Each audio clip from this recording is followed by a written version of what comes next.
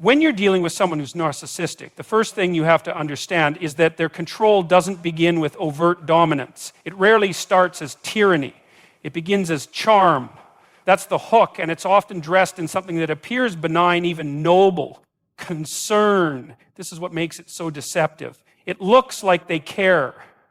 They present suggestions as helpful advice, critiques as constructive feedback, rules as a form of protection. And if you're not paying attention, if you're not anchored in your own values, you'll mistake this manipulation for love. You see, a narcissist doesn't lead with force, they lead with illusion. And one of the most powerful illusions they cast is the idea that they are looking out for you. But here's the psychological twist. They're not protecting you. They're trying to dominate you. The mask of concern becomes the mechanism of control. Now, this isn't always easy to spot, because at first, their influence can even feel reassuring. It feels like stability. It feels like guidance. It feels like someone finally sees you, finally wants to help you become your best self. But dig a little deeper and you'll see it's not really about your growth. It's about their comfort. Your freedom is a threat to their ego. Your independence is an affront to their need for relevance. So the concern morphs into correction, and the correction morphs into domination. It happens subtly. One day they suggest you stop talking to a certain friend because they're bad for your energy. Another day they imply that your dreams are unrealistic. I'm just being honest. And soon enough, you're second-guessing yourself. Not because they've placed themselves in the seat of your internal compass. This is where the trap tightens, because narcissistic control doesn't scream. It whispers. It builds its power not by direct confrontation, but by quiet erosion. You don't notice it at first because it's incremental, and that's the whole strategy. Control by inches, authority by implication. One micro-concession at a time until you're standing in a life you don't recognize and a self you no longer feel connected to. The philosophical underpinning of this behavior is rooted in the narcissist's deep fear of irrelevance. They cannot coexist with the autonomy of others because your autonomy reminds them of their lack of control, and that is intolerable to them. They need your dependence to validate their sense of superiority. Your need for them is their illusion of power. So the moment you start thinking for yourself, feeling confident without their approval or setting boundaries, it's perceived not as growth, but as betrayal. That's why it's crucial, vital, really, that you develop the ability to recognize the pattern. You need to be able to say, this isn't care, this is control, wearing the costume of compassion. Once you can name it, you begin to break its hold. Once you can see it clearly, you reclaim the choice that was slowly being taken from you. Now, to do that effectively, you must cultivate discernment, not cynicism, not paranoia, but genuine discernment. This means you observe not only what people say, but how it affects your sense of self.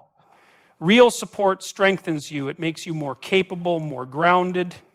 False support, manipulation, diminishes you. It creates doubt, dependency, and a low-grade anxiety that keeps you psychologically tethered. One of the most telling signs that you're dealing with narcissistic control is that you begin to feel like you're constantly apologizing for who you are. You're always too much or not enough, and the bar is always moving. That's not love. That's emotional subjugation. And the reason they do it is because it keeps you focused on earning their approval instead of recognizing that you never needed it in the first place. This is not just a personal dynamic, it's a philosophical dilemma. It's the ancient question of freedom versus control, of truth versus illusion. And the narcissist always bets that you'll choose the comfort of illusion over the pain of truth. And the only way you beat them at their own game is by proving that you value your sovereignty more than their validation. So what do you do when you sense this happening? You slow down, you listen, not just to their words, but to your own body's response. If every interaction leaves you more confused, more anxious, more unsure of yourself, that's a clue. Not everything that feels good is good. And not everything that feels bad is wrong. Discomfort is often the birthplace of clarity. And then, this is the hard part, you have to name the truth. Out loud, not necessarily to them, but to yourself. You say, this isn't care, this is coercion, and I choose not to submit. That moment, when you name what's really happening, is the moment you take back your agency. You'll know you're growing when their concerns start sounding less like wisdom and more like a warning. Not because you've become cold or hard or defensive, but because you've stopped mistaking control for connection. And that, in the end, is the only power a narcissist truly fears, your ability to see them clearly. When a narcissist attempts to control you, one of the most powerful responses, perhaps the most threatening to their carefully constructed world, is not rage or retaliation, but calm detachment. It's your stillness, your refusal to play their game, because at the root of their behavior is a desperate craving for reaction. That's the lifeblood of their control. If they can trigger you, if they can provoke you into justifying yourself, defending yourself, explaining yourself, then they've already won half the battle. You're on their field. You've accepted the unspoken terms of their psychological warfare. But what happens when you refuse to play? That's the deeper question here. See, most people think the way to beat control is by fighting it head on.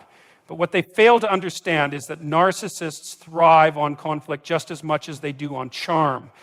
They feed off emotional chaos. Whether it's positive or negative doesn't matter, because any engagement is validation. Your emotional investment is the proof that they matter.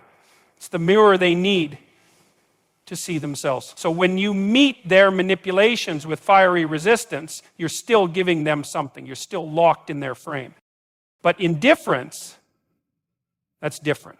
Silence, not passive silence, but intentional grounded silence, shakes them at the core. Because what it signals is this: you no longer have authority here. And that's terrifying for someone who's built their identity around the ability to shape and dominate the emotional climate of others. It's not just about ego, it's about existence. A narcissist without control is a narcissist in crisis, because the illusion starts to unravel, and what lies beneath that illusion is often a very insecure, hollow sense of self that cannot withstand disconnection. So what does calm detachment actually look like in real time? It looks like not reacting when they push your buttons. It looks like hearing their manipulations, their accusations, their attempts to guilt you, and not taking the bait. It means you no longer rush in to defend yourself every time they rewrite reality to suit their narrative. You begin to see it for what it is, a performance. And once you see the performance, it loses its grip. Now, this is not to say that calm detachment is easy. It's not. In fact, it might be one of the hardest disciplines to develop, especially if you've been conditioned over years or even decades to believe that your worth depends on keeping the peace, being understood, being liked. But the truth is, you don't owe anyone your reactivity, and you certainly don't owe it to someone who's using your emotions against you. Psychologically speaking, what you're doing when you detach is reclaiming your internal locus of control. That's a concept from personality psychology. Essentially, it refers to whether you believe your outcomes in life are driven by your own actions or by external forces. Narcissists need you to live externally. They need you to believe that your peace, your self-worth, your identity all depend on them. But when you step into detachment, you're saying, no, I govern myself. I choose how I respond. I choose what enters my mind and spirit. And that's an existential threat to someone who built their whole persona on being the axis around which others revolve. There's something else here too, something deeper. Calm detachment is not just a strategy, it's a philosophy. It's the embodiment of the idea that you do not have to be pulled into every storm that passes by, that you can remain grounded even as someone else tries to spin you into confusion. It's a kind of quiet strength that says, I know who I am, and I will not let your chaos become my compass. This is a point of spiritual maturity as well, because there's a temptation to make your boundary a weapon, to turn detachment into a form of silent punishment. But that's not true detachment. That's disguised resentment. True detachment isn't free to seek to hurt the other. It simply refuses to be. And when you reach that place, when you can look at the narcissist's attempts to provoke you and feel nothing, that's when the dynamic changes completely. You're no longer caught in their web. You're standing outside of it, watching it for what it is. And from that vantage point, you can finally make choices that serve your long-term well-being, not just your immediate need for relief or validation. What you'll often find is that once you stop feeding the narcissist with reactions, they escalate at first. They push harder. They get louder because they're scrambling to reassert control. But if you stay steady, if you hold your center, that's when the mask slips. That's when they begin to realize they've lost something they can't easily replace. Someone who used to dance to their tune without question. So you don't need to argue. You don't need to explain. You don't need to get louder. You just need to stop dancing. What's most misunderstood about narcissistic control is how covert and psychological it often is. It's not always about yelling or overt manipulation. Sometimes it's subtler. It's the way they rewrite history mid-conversation, the way they shift blame with surgical precision, the way they ask questions that aren't really questions at all, but disguise judgments. These are micro-controls, the invisible threads that tie people to the narcissist version of reality. And one of the most effective ways to cut those threads is to stop justifying yourself. Now, this is important because people who end up in the orbit of narcissists are usually not weak. On the contrary, they tend to be conscientious, emotionally intelligent, often high in empathy and insight. But it's precisely those traits that the narcissist exploits. They know you care about being fair, about being understood, about not being misunderstood. So they use your conscience as a lever. They provoke, twist, accuse, and you, being the self-reflective person you are, respond by explaining, by clarifying, by justifying. But here's the catch. Narcissists aren't seeking understanding. They're seeking submission. Every time you feel the impulse to explain yourself to someone who's not operating in good faith, you're stepping into their frame. You're treating their distortion of the truth as if it's worthy of engagement. And in doing so, you validate the very lie they're selling. This is one of the more psychologically painful realizations because it challenges a deeply human impulse, the need to be seen as good and reasonable. But once you recognize that this need is being weaponized against you, you start to see the trap. And the only way out is to stop playing the game. You see, in healthy dialogue, explanation is a bridge. You explain because you want to connect, to share, to build mutual understanding. But in narcissistic dynamics, explanation becomes a cage. You find yourself rehearsing justifications not because the other person is curious or open-minded, but because they're looking for a flaw in your argument, some emotional loophole they can exploit to drag you back into submission. That's the psychological game. If they can make you doubt your perception, they can control your decisions. And so every time you explain yourself to them, you're unconsciously agreeing that they are the judge, the arbiter of truth. But they're not. Not morally, not psychologically, and certainly not spiritually. And so the shift that needs to happen is not just behavioral, it's philosophical. You have to fundamentally change your relationship to self-explanation. You must move from, I need you to understand why I did this, to, I know why I did this, and that's enough. Now, some will say, but that sounds arrogant. Isn't it prideful not to explain yourself? And that's a valid question. But the answer lies in motive. If your silence comes from contempt, yes, it becomes pride. But if your silence comes from clarity, if it comes from knowing you are no longer willing to debate your sanity with someone who profits from your confusion, then it's not pride, it's protection, it's discernment. Psychologically, what you're doing here is shifting from an external to an internal validation system. Narcissists operate externally. They need others to reflect back a carefully constructed image of power, superiority, and control. But once you shift inward, once your conscience becomes your guide instead of their approval, then they lose access. They can't reach you anymore. Not really. Because they're shouting through a closed door. And ironically, that's when their panic sets in. Because what they fear more than confrontation is irrelevance. As long as you're explaining, you're still engaged. You're still acknowledging them as a central figure in your story. But when you stop explaining, when you let your actions speak and allow your silence to stand, you remove them from the center. You reposition yourself as the author of your own life. And you begin to see something remarkable. You never needed their understanding to do what's right. You never needed their permission to make a decision. You only needed the strength to stop negotiating with someone who has no intention of seeing you clearly. This is a turning point. It's not loud. It doesn't come with dramatic confrontation. Often it comes quietly in a moment of reflection when you realize that explaining yourself to someone committed to misunderstanding you is a form of self-betrayal. And from that moment on, you begin to choose a different path, one where your peace is non-negotiable. So if you find yourself caught in a loop of defending, justifying, pleading, pause. Ask yourself, who am I trying to convince and why? If the answer reveals a pattern of diminishing your truth to fit someone else's distortion, then maybe it's time to let your silence speak. When dealing with narcissistic control, one of the most disarming yet transformative actions you can take is to stop reacting emotionally.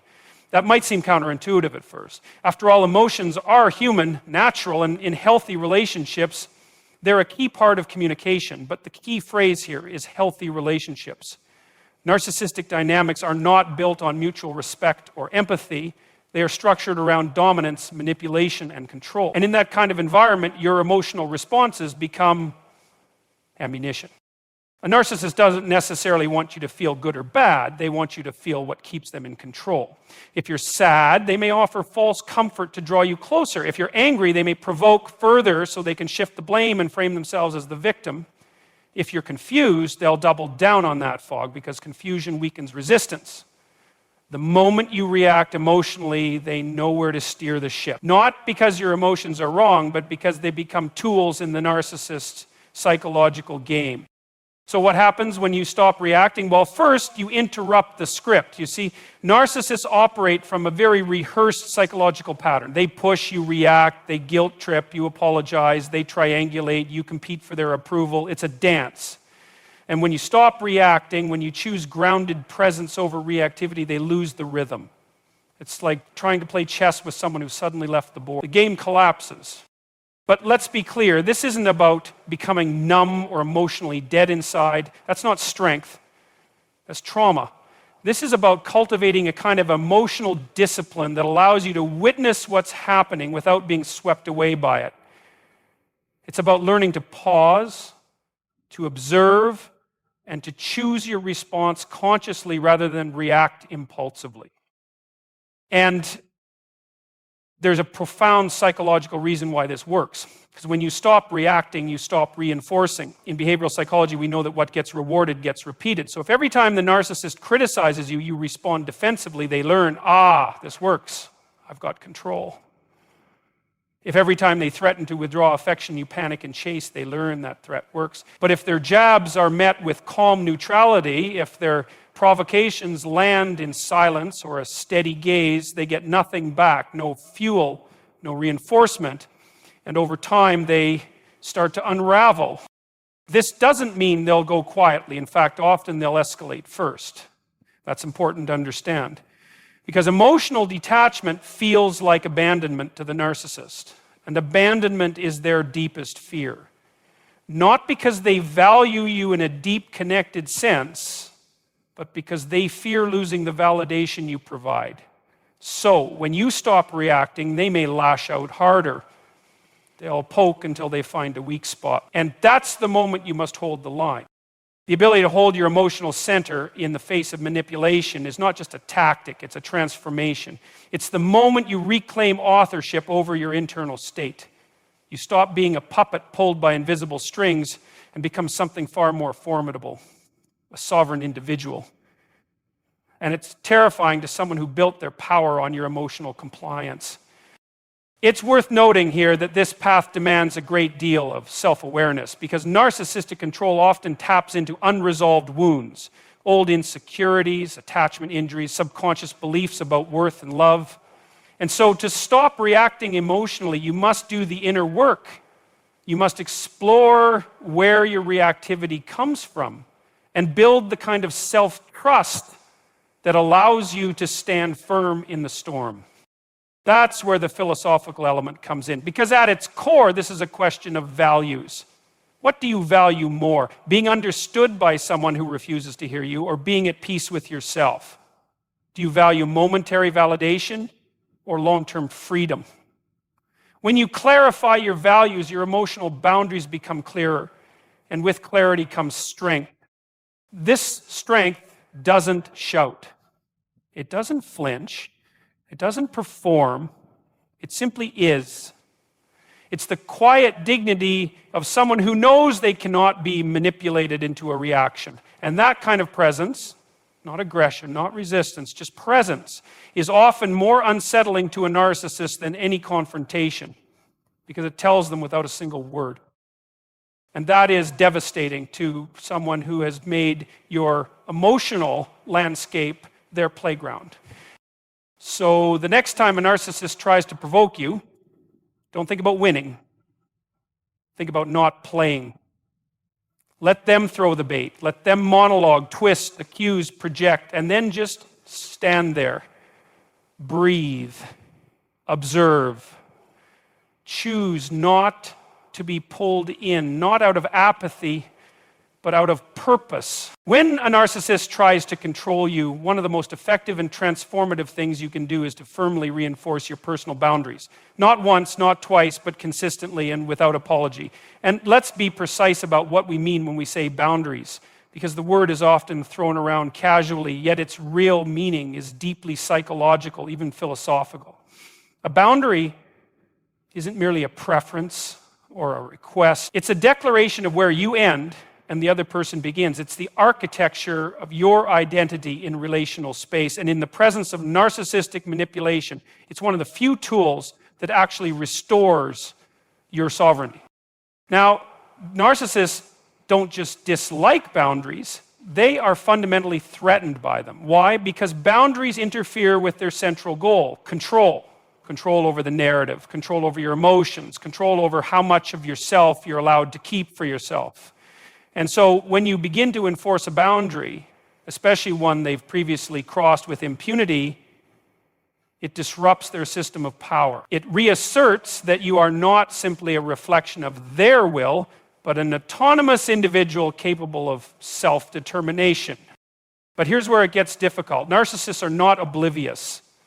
They are highly attuned to shifts in the power dynamic. So the moment you begin to say no, to decline, to be baited, to refuse to explain yourself endlessly, to withdraw from the push-pull chaos, they notice. And they often respond not with retreat, but with escalation. They may become charming again, seductive even, offering what looks like reconciliation, or they may become more aggressive, framing your boundary as a betrayal or an attack. This is the psychological trick. They force you to feel guilty for doing something healthy. That's the hallmark of narcissistic influence. Manipulating your conscience until you believe that protecting your well-being is selfish or cruel. And it's in that moment that your resolve must be strongest. Because holding a boundary isn't just an act of self-care. It's a test of your integrity. It's a confrontation between your higher self, the part of you that seeks order, clarity, and peace, and the part that fears rejection, fears chaos, and has learned to overfunction, to avoid it. You see this often in people who've been conditioned to please others, to be agreeable at all costs. They may recognize the need for boundaries intellectually, but emotionally they struggle to hold them when challenged. Why? Because there's a subconscious belief that if they assert themselves, they'll be abandoned or punished. That belief may have roots in early experiences, attachment wounds, family systems where love was conditional on compliance. And narcissists exploit this. They sense it. They push against your boundaries, not just to test your resolve, but to reawaken the emotional scripts that keep you pliable. So what do? You anchor yourself in principle, not emotion, not impulse, but principle. You remind yourself why the boundary exists in the first place. Because when a boundary is rooted in deep self-respect, it becomes unshakable, not aggressive, not defensive, just clear. And that clarity itself becomes a mirror in which the narcissist is forced to see the limits of their influence. For someone who thrives on control, that's a profound loss. It's also important to remember that boundaries are not ultimatums, they're not threats, they're commitments to yourself.